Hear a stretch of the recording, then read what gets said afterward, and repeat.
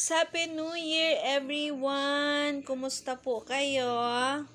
Share ko lang sa aking mga Lods yung ating konting naihanda para sa pagsalubong natin ng 2025 and magpasalamat tayo sa taon 2024 dahil maraming biyaya yung binigay sa atin ni Lord. Thank you, Lord, para sa panibagong taon at thank you so much sa nagdaang taon para sa aming lahat na mga nilalang mo dito sa ibabaw ng mundo.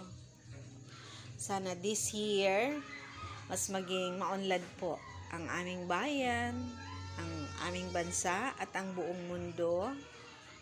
Naway ang lahat araw-araw ay magmahalan na lang. So that's it mga Lods, kasi mamaya pupunta kami doon sa kabila kasi may food sharing kami ng aming konting mga nailuto. Kasi ganito kami dito. Bawat bahay ay merong paghahanda every New Year pero nagpo-food sharing pa rin tayo. Ayan, iba't ibang mga paandar. Ano ba yan? Ang saya-saya naman. Happy New Year, everyone!